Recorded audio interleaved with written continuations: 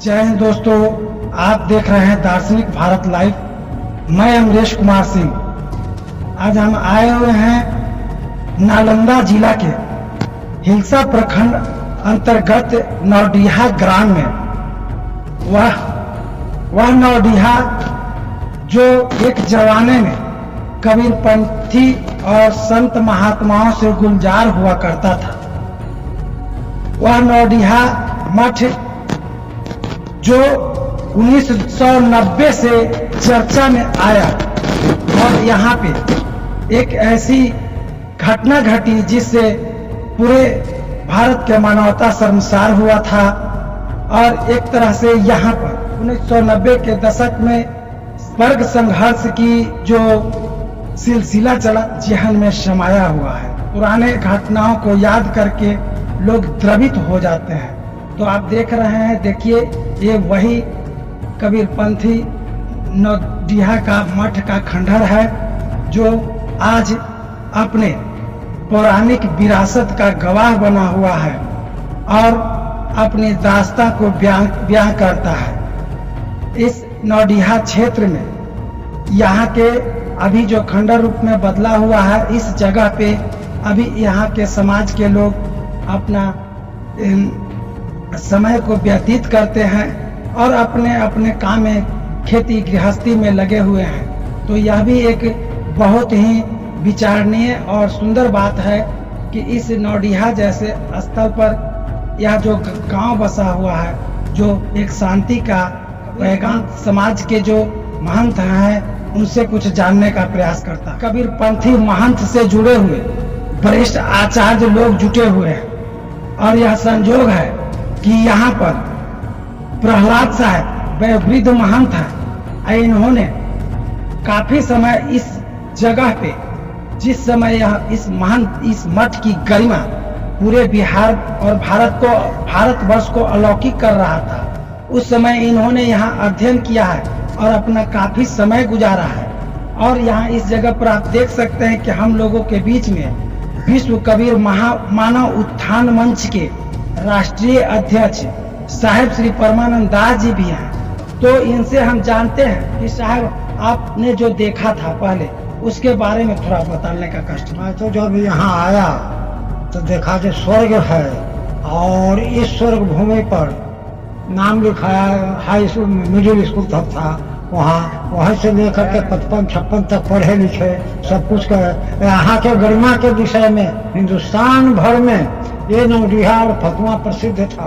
दूर दूर से साधु कहीं चेला बना करके यहाँ टकसाल नियम सीखने के लिए, प्रशिक्षण प्राप्त करने के लिए ये नौडीहा में आते थे, पढ़ लिख करके सब जाते थे। यहाँ से गुजरात तक मैं अयोध्या में गया, हनुमानगढ़ी पर सीढ़ी पर ऊपर चढ़ रहा था, एक वयोवृद्ध महात्मा थे।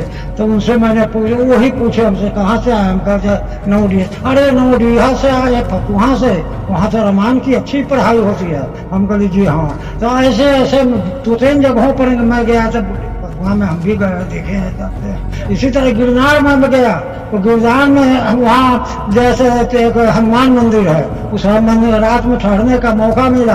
वो वहाँ के पुजारी से मैंने पुजारी हमसे पूछा जो आप कहाँ से आए हैं। हम कहे फतुहा से।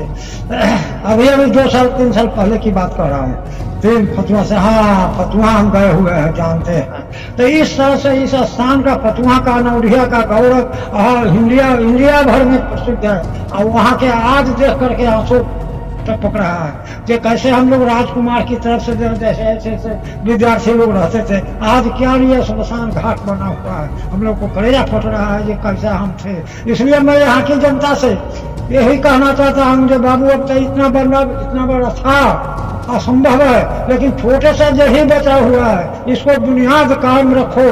कम से कम से साधु संत आता रहे जो आपका संदेश दूर दूर तक फैलता रहे। ये आकर के ये अपने बाप दादों का दिया हुआ को संपत्ति को पुनर्जैसे न बचना हो सके तो थोड़े में इसको जागृत करो। न गैस जला सको, न बल्ब जला सको तो डीओ बार का योग करो इससे नौडीहा गाँव को। यही निवेदन है। तो जैसा कि आपने 9 दशक पार वयोवृद्ध महंत है जिन्होंने अपने बचपन की यादों को साझा किया और इन बातों को जान करके समझ करके हम लोगों की अंतरात्मा भी द्रवीभूत हो चुका है। तो आइए देखिए, जानने वाली बात यह है कि यह जो भारत भर में चर्चा का विषय रहा कि एक जमाने में 2200 बीघा का रकबा इसके अंतर्गत आता था, और आप देख सकते हैं कि 22 कट्ठा का रकबा में भी अभी ये मठ का अस्तित्व नहीं है।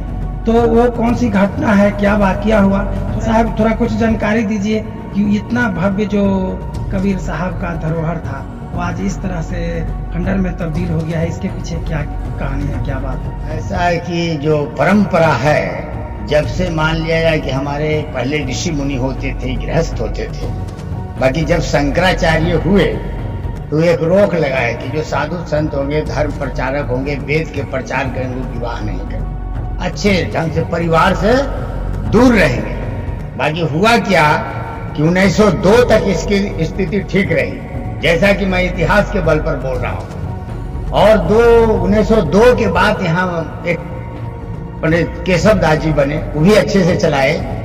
और 55 में आते आते यहाँ पर फिर हो गए राजपूत का वर्चस्व, जो गरीब दास जी हरनंद साहब रहे, उन लोग परिवार से जुड़े। परिवार से जुड़ने के कारण ध्वस्त होने लगा। भी बच्चे से यहाँ आजाद हमको क्यों देखते हैं, यहाँ 1,25,000 का राइफल रिवॉल्वर लेके खदेड़ के उसको मार रहा, हम ऐसे आते हैं। इस सब में हमसे इस सबको प्रेम है। हम यहाँ रहे 1978 में, और मेरा लगली पटना जिला में ही पहले था, धनरुआ कोई दूर नहीं है, मेरा जन्मभूमि है, वहां भी 70 बीघा जमीन। लोग इतना क्षति किया, कुछ ऐसी दोषी बना, देश बना के चलिए।